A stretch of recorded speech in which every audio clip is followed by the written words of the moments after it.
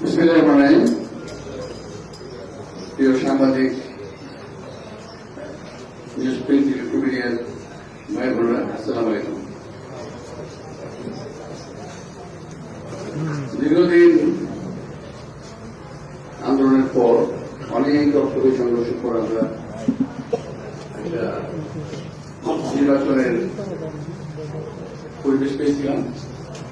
এদেশের মানুষ, এদেশের জনগণ ভোট দেওয়ার একটা অধিকার আদায় করেছিল এবং সেটা প্রয়োগের দিন আগামীকাল 12 তারিখ, অর্থাৎ 12 এপ্রিল। এটা অত্যন্ত আকাঙ্ক্ষিত এবং প্রতীক্ষিত। আমরা সকল রাজনৈতিক দল নির্বাচন প্রচারণা চালিয়েছি, আপনারাও প্রমাণ করেছেন।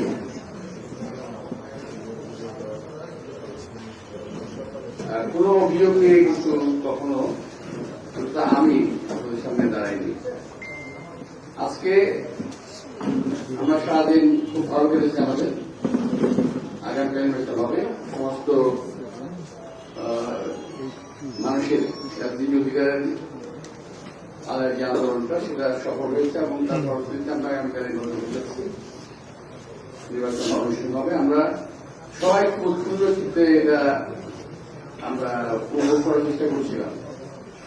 হঠাৎ করেই আমরা আমাদের একটু এটা কিভাবে বলবো, হঠাৎ করে শেষ করলো। অর্থাৎ মানুষের যে নির্বাচনের আগের দিন থেকে একটা নিজের আগে ক্লাস থাকে না, চাঁদা করা হয়, তা আমরা ঠিক সেভাবে একটু ভোগ করছিলাম। হঠাৎ করেই জানতে পারলাম যে এনসিপির এবং জামাত শিবিরের নেতা কর্মীরা বিভিন্ন কেন্দ্রে, পোলিং সেন্টারে তারা দল বলে যাচ্ছে এবং ওখানে গিয়ে তারা কি করছে এটা খুব বোঝা ডিফিকাল্ট। এটা আমরা বুঝতে পারিনি, পরে জানতে পারলাম। তখন আমাদের কর্মীরা ওখানে বিভিন্ন জায়গায় ঘেরাও করেছে, বিভিন্ন জায়গা থেকে আরম্ভ করেছে। আমি তার একটা সংক্ষিপ্ত বিবরণ আপনাদের সামনে তুলে ধরবো। একটা হল, যেমন সন্ধ্যা 7টার সময় তারা সিদ্ধুশ্রী বালিকা বিদ্যালয়ে প্রবেশ করেছে। আমাদের নেতা কর্মীদের বাধার মুখে যখন সংঘর্ষ একটা আশঙ্কা দেখা দিয়েছিল, তখন ওখানে আমাদের অভিযোগের পরিপ্রেক্ষিতে পুলিশ আসে, রমনা থানা পুলিশ আসে এবং সমস্ত কিছু শেষ করে তারা চলে যায় এবং ওই নেতা কর্মীদেরকে তারা ছাড়িয়ে নিয়ে যায় এবং নিয়ে ভরপর ছেড়ে দেয়। ওরা ছেড়ে দিয়েছে, আমরা যে ভূমি জেনেছি। এটা হল সিদ্ধেশ্বরী বালিকা বিদ্যালয়। 7:40 দিকে তারা আনন্দমোহন কমিউনিস্ট সেন্টার পল্টনে আসে এবং এটার ভিতরে কিছু লোক ঢুকে এবং কিছু লোক ঢুকতে পারে না। আমাদের নেতা কর্মীরা এখানে আজ পর্যন্ত এর আগে থেকেই একটু সচেতন ছিল। তো ওখানে পরবর্তী পর্যায়ে আইন প্রক্রিয়া সংস্থা লোকেরা যায় এবং ওরা ওখান থেকে পালিয়ে যায়। দারুল তাকওয়া মাদ্রাসা গুলি, দারুল তাকওয়া মাদ্রাসা, শান্তিনগর হিসাবে গুলি রাত 8টায় ওখানে তা প্রবেশের চেষ্টা করে। এছাড়াও পল্টনের বিভিন্ন অলিগুলিতে জামাত শিবিরের নেতা কর্মীদের মহড়া দেখা যায়। আমাদের নেতা কর্মীরা যখন ওখানে আবার আসে, তখন তারা ওখান থেকে সরে যায়।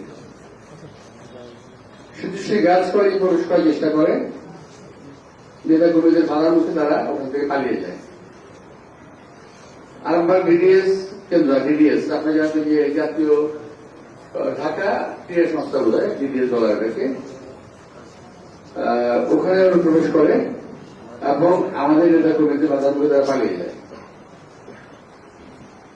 খোগেরপুর ওয়াসা কেন্দ্রে অনুপ্রবেশ করে এবং একসময় যখন পুলিশ এবং জনগণের আগমন টের পায়, তারা ওখান থেকে পালিয়ে যায়।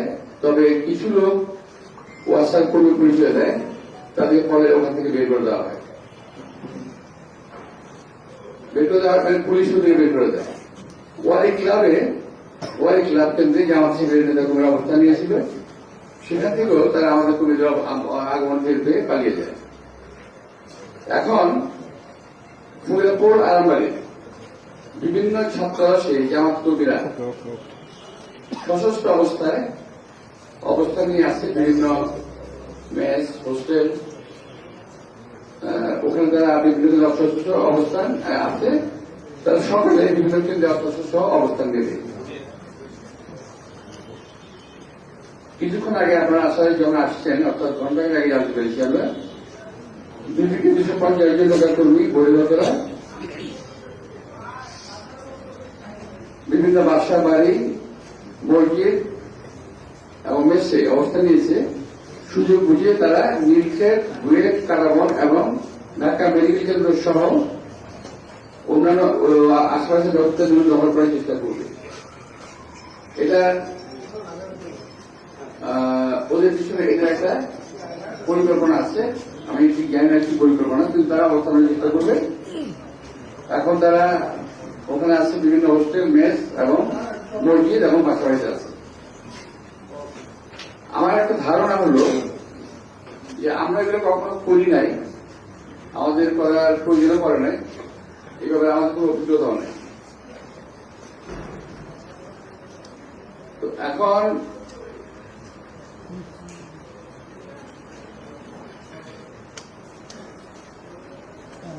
এই মুহূর্তে কমলাপুর স্কুলে জামাত প্রবেশ করেছে এবং শাহজাহানপুর স্কুলে ঢোকার চেষ্টা করছে। আমাদের নতুন অবস্থান নিচ্ছে।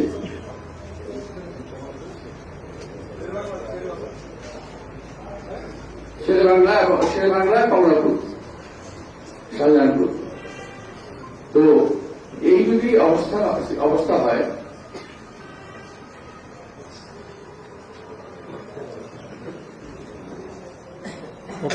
ওরা রাত্রি 11টার পর আবার বিভিন্ন কেন্দ্রে ঢুকবে।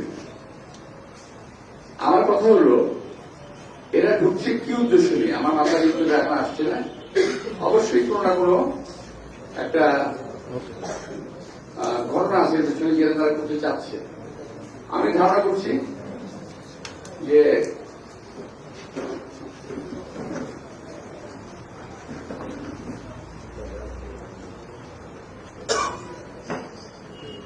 ভাইয়েরা, নির্বাচন আগামীকাল শুরু হবে সকাল 7:30। 7:30 এত রাত্রে, আজকে নির্বাচন আগের রাত্রে ওদের বিভিন্ন কেন্দ্রে যাওয়ার প্রয়োজনটা কি, সম্ভাব্য কি হতে পারে? এক নম্বর হল ব্যালট বাক্স কিংবা ব্যালট পেপার কিংবা বই আগে ফেরত নিয়ে আসবে, সিল মেরে নিয়ে যাবে, অথবা রাত্রে তারা ব্যালট বক্স ফুলফিল করবে, ফিল আপ করবে। এমন একটা যোগসাজশ থাকতে পারে। এ বিষয়ে আমি স্বরাষ্ট্রমন্ত্রীর সঙ্গে আমি কথা বলেছি, ওনাকে জানিয়েছি বিষয়টা। উনি বলছেন বিষয়টি দেখলেন, উনি এটা তদারকি ব্যবস্থা নেবেন। হ্যাঁ, কিছু কিছু জায়গায় আমরা খেয়াল করেছি পুলিশ অ্যাক্টিভ হয়েছে, অনেক জায়গায় অ্যাক্টিভ হয় না। যেমন আমরা রমনায় সিদ্ধেশ্বরী গার্লস স্কুলে যাদেরকে ধরেছিল ছেড়ে দিয়েছে। ঢাকার একটি আসনে এরকমই করতে গিয়েছিল এবং তারা ধরাও পড়েছে, সাজাও হয়েছে। সেটা আপনি জানেন কিনা জানি না। হয়তো আজকে 11 তারিখে আনুমানিক 6:30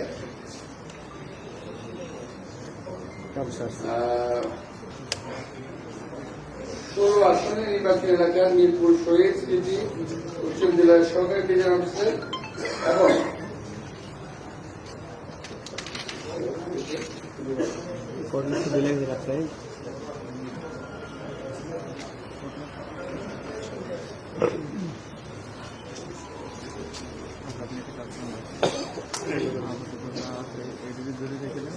মিরপুর শহীদ স্মৃতি উচ্চ বিদ্যালয়ের সরকারি ডিজাইন অফিসার জনাব মোহাম্মদ সুমনা ইসলাম সাথে দুইজন জামাত কর্মী দেখা করতে আসেন। আপনি খেয়াল করেন, জামাত কর্মী দেখা করতে আসেন, এমন অবস্থায় সামারি ট্রায়াল কোর্টের ম্যাজিস্ট্রেট জনাব সারা ফারজানা তাদেরকে আটক করেন। উক্ত সরকারি প্রিজাইডিং অফিসারকে বরখাস্ত করা করেছেন। আবেগকৃত আসামিগুলো মেহেদী হাসান খাদেম, বয়স 32, পিতা সার্জিদ জসিমউদ্দিন, বাসা 53/54, block C, section 6, road 8, Pallabipur. Raihan Hossain, পিতা জাকির হোসেন,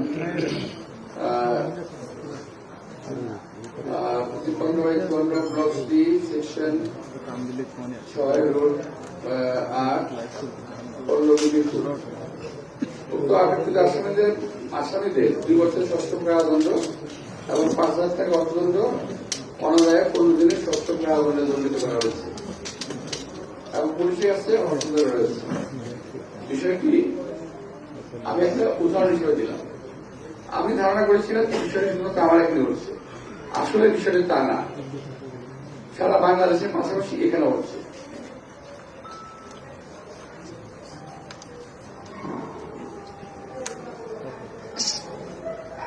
আমার এখানে যেটা হচ্ছে,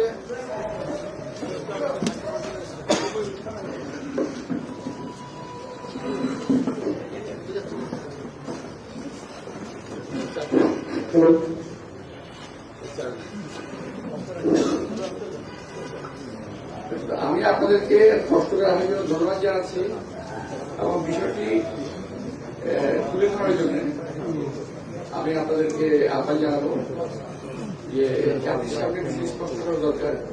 কারণ আমার এই আসামটি বহু আগে থেকেই তাদের একটা পূর্ব পরিকল্পনা রয়েছে, বহু আগে থেকেই। আমি আরেকটি নয় আপনাদের দিই, সেটা হল আরামবাগে কিছু কিছু ছাত্রাবাস আছে, কিছু কিছু মেস আছে, এখানে 200-300 কর্মী অস্ত্র সহ অবস্থান নিয়েছে, যারা আশেপাশে সেন্টারগুলোতে সকালবেলা অবস্থান নেবে। এখন এই যদি অবস্থা হয়, তো আমি ইলেকশনের আগে এই নির্বাচন পৌঁছানোর সময় বারবার আপনার সাথে বলার চেষ্টা করেছি যে ইলেকশন ইঞ্জিনিয়ারিং এবং কারচুপি হওয়ার সম্ভাবনা আছে। যদি একটা কথা বলে থাকে, কিন্তু আমাদের এখন পরিকল্পনা কারচুপি নেই, থাকলে আপনাদের আমি রাখতাম। আমরা চাই মানুষের দীর্ঘদিনের চাহিদা, দীর্ঘদিনের আকাঙ্ক্ষা পূরণার্থে যে নির্বাচন হচ্ছে সুস্থ সুন্দরভাবে হোক, কোন ব্লেম নয়, কোন হানাহানি নয়, শান্তিপূর্ণভাবে ইলেকশনটা হয়ে যায়, এটা আমাদের কাছে আমরা কামনা করি। শুধু আমার এলাকা নয়, সারা বাংলাদেশি জন্য আমরা। কিন্তু যেটা হচ্ছে আজকে যদি 11টার পরে যদি আবারও তারা শুরু করে যাওয়া, তাহলে কিন্তু এটার পরিণতি খুব ভয়াবহ হয়ে যেতে পারে। আমি জানি না রাতের অন্ধকার কি হবে, এটা আমি জানা নাই। আমি নিজেও এখন অনেকটা একটু সুস্থ ছিলাম কিছুক্ষণ আগ পর্যন্ত, এখন আর সুস্থ থাকার উপায় নেই। তো প্রিয় ভাইরা, আপনারা দয়া করে বিষয়টি খুব স্পষ্টভাবে জাতির তুলে ধরেন, থাকবো এবং হয়তো দেশ জাতি একটা ভয়ানক ষড়যন্ত্র থেকে রক্ষা করতে পারে। আমি এই বলে শেষ করছি। যদি আপনাদের ছোটখাটো প্রশ্ন থাকে, দিয়ে আমি বুঝতে দেবো, সবার না। আমরা আশা করব যারা এই কাজগুলো করছেন, করতে চাচ্ছেন, তারা যদি বুঝে থাকেন জনগণ তাদেরকে চায় না, কারচুপির মাধ্যমে জিততে হবে, তাহলে তারা কেন নির্বাচন আসছে না? আমি বুঝতে পারছি না। তাদের কাছে আগ্রহ থাকে কারচুপি প্রস্তুতি নিয়ে যদি আমি ইলেকশনে যাই, ভোট টাকাতে প্রস্তুতি ইলেকশনে যাই, আমরা যদি 2008 সালের মধ্যে ইলেকশন করতে চাই, তাহলে কেন তার ইলেকশন আসবে? আমরা চাই একটা সুন্দর সুষ্ঠু নিরপেক্ষ নির্বাচন হোক। আপনাদের মাধ্যমে জাতিকে আমি বিষয়টি জানিয়ে রাখলাম এবং আমি বিশ্বাস করি সকলে কালকে ভোট কেন্দ্রে এসে যা যা ভোট অধিকার প্রয়োগ করবেন, ওখানে আইন প্রয়োগের সংস্থাগুলোও থাকবে, নেতা কর্মীরাও থাকবে, অনেক ভোটারের সমাগম হবে। সুতরাং নির্ভয়ে সবাই যেন কেন্দ্রে আসেন এবং ভোট দেন, যা থেকে একটি আশঙ্কা হাত থেকে, একটি সমাজের হাত থেকে রক্ষা করেন। আমি বিশ্বাস করি ভোটারদের উপস্থিতি সমস্ত ষড়যন্ত্রকে ব্যর্থ করে দেবে, সমস্ত চক্রান্ত ব্যর্থ করে দেবে, এটা আমার দৃঢ় বিশ্বাস। এই যে সোশ্যাল মিডিয়ায় একটা নিউজ আসছে, নারায়ণগঞ্জের আমির প্রাইমারি স্কুলে ব্যারোমিটার সহ আটক হয়েছে। একটু দেখেন না, তো আপনাদের সবাইকে আন্তরিক ধন্যবাদ এবং কৃতজ্ঞতা জানিয়ে আমি আমার অসময়ে এই শেষ করে আমার অসময়ে, কারণ এটা আজকে আমার প্রেজেন্টেটিং করার কথা নয়, এটা খুব দুর্ভাগ্যজনক। আমি আপনাদের সবাইকে, আপনারা নাগরিক, আপনারা ভোটার, আপনাদেরকে আমি বলবো যে আপনাদের পত্র পত্রিকা ক্যামেরার মাধ্যমে সঠিক বিষয়গুলো সবাইকে ধন্যবাদ। আসসালামু আলাইকুম।